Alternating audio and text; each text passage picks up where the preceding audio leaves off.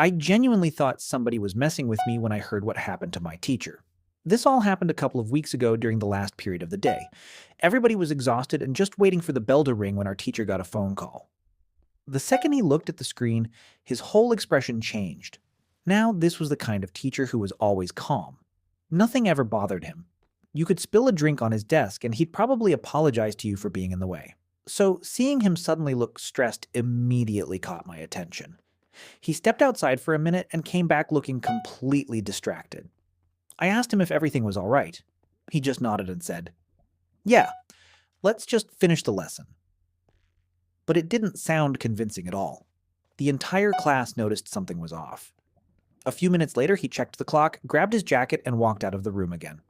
At first, nobody thought much of it. Then, one of the students sitting near the window suddenly stood up and yelled, "Yo, what is he doing?" Everybody rushed over, and that's when we saw him.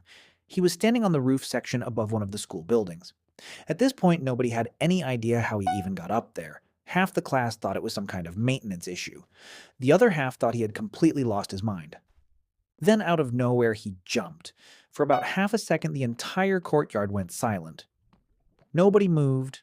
Nobody spoke. My heart genuinely stopped. Luckily, emergency crews later confirmed he survived, but the whole situation shocked everyone at the school. To this day, nobody knows exactly what was going through his head in that moment.